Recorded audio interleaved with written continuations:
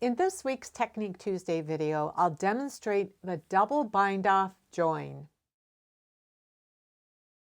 This bind-off joins two sets of live stitches to create parallel bind-off chains. When worked from the right side of the work, the bind-off creates a visible decorative join, but when worked from the wrong side of the work, it creates an invisible join, which on the right side looks like it was grafted. So the idea of the double bind off is that you start off with two sets of live stitches like I have on the needles here, with one set of stitches on the left hand needle and one on the right. The two sets are joined together by binding off a stitch from the left hand needle and then binding off a stitch from the right hand needle using the same strand of working yarn. The result is two sets of connected bind off chains that lie in parallel with the working yarn zigzagging between them. So if you do this bind off from the purl side of stockinette like I've done here, then the bind off chains will lie very flat, and then on the right side of the fabric the result looks very much like it was grafted. So I've done some little swatches to demonstrate the difference between working the bind off on the right side of the work versus the wrong side. And I used a contrast yarn for the process of actually binding off the stitches so you can see the actual result of the bind off. So this is one where I worked it from the right side of the work, and you can see the bind off chains here. They're lying kind of above the surface of this knitted fabric. And then on the wrong side, you can see the zigzagging between the two chains. So here is a swatch where I did this on the wrong side of the work, and you can see those two chains right here side by side, and if you pull it apart you can see the zigzagging. But on the right side of the work, the zigzagging looks like actual stitches, and so that's why it looks like it was grafted. I used the join on this sock here, which has kind of an unusual heel construction, and because the result is so flat, you cannot feel this as a ridge underneath the heel. So the demonstration that you're about to see was recorded as I was knitting these socks. If you want to see this join within the context of knitting this entire sock, I'll leave a link down below as well as up at the top of the screen. And I do have a free pattern for this particular sock, which is kind of a one size fits most construction, if you'd like to try out the double bind off in an actual project. So I'm going to work halfway across. I'm just going to work until I get to the marker. I'm going to purl across.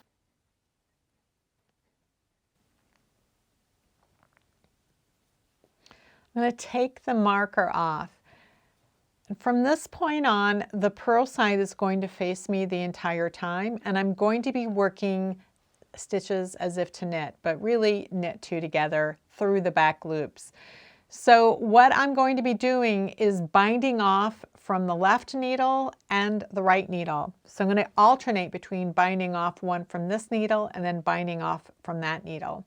And the bind off technique that I'll be using is the method of knitting two stitches together through the back and then returning that stitch back to the left needle. If I was only going to be binding these stitches off, then after I returned it, I would then work the two stitches through the back of the loop, return it, work through the back, return it. But because we're alternating, I'm going to knit a two through the back loop, return it, and then I'm going to work that backwards on this needle. So this needle I'll be binding off in the normal order, and on this needle I'll be binding off backwards. You go through the two backs of the first two stitches on the left hand needle, tighten it up, return it to the left hand needle, and now you're going to work through the back of these stitches. This becomes the working needle. So you're going to go through the backs of both of those stitches.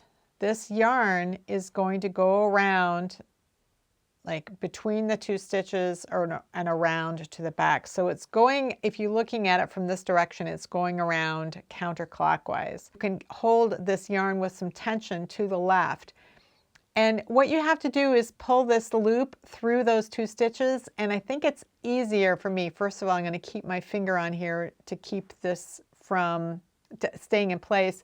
And I'm actually going to lift these 2 stitches over and off the needle. And then that stitch gets pulled through.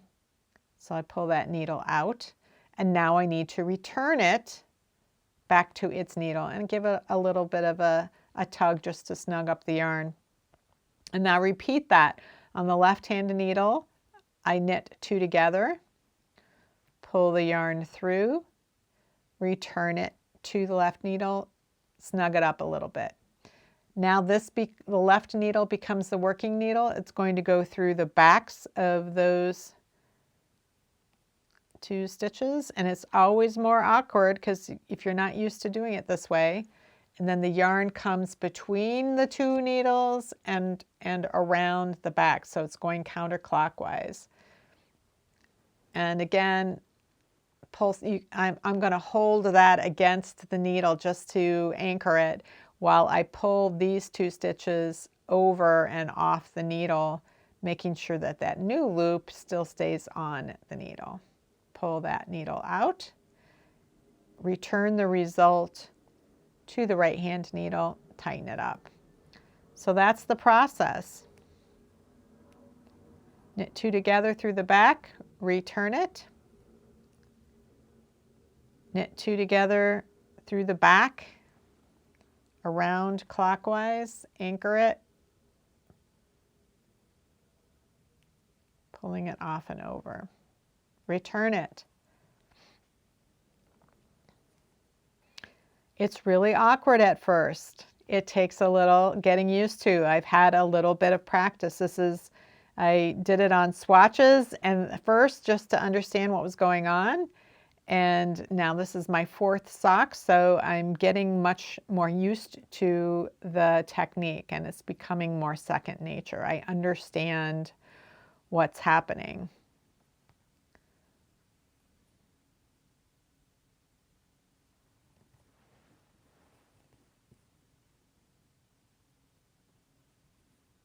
Pull that needle out, move that stitch over.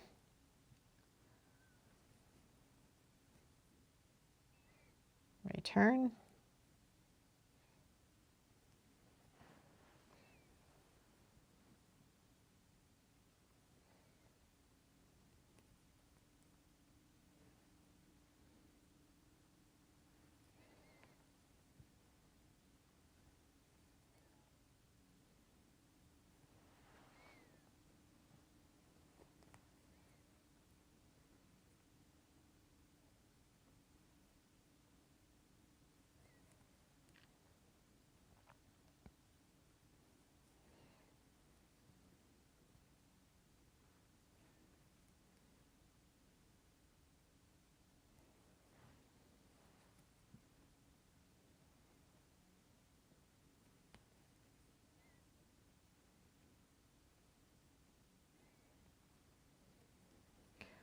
So this is the last one on the left needle. I've got just 1 stitch left, and now I'm going to work the last one off of the right hand needle.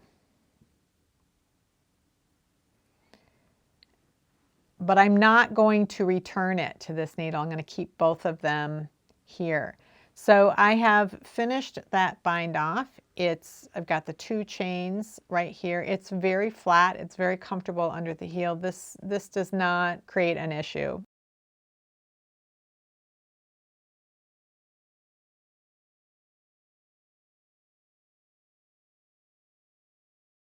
The double bind-off join could be used in other contexts, of course. What I showed here was using it to join 2 halves of the same piece of flat knitting. There are tweaks needed when using it in other contexts, like joining 2 separate pieces of fabric, and even more adjustments are needed in order to join two halves of a piece of circular knitting, like to close the crown of a hat or to close the end of a sock toe.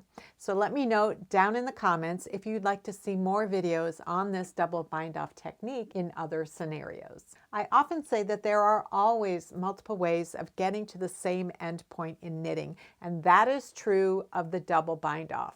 The Coast Salish knitters of the Pacific Northwest use a double bind off to join the shoulders of their traditional seamless Cowichan sweaters.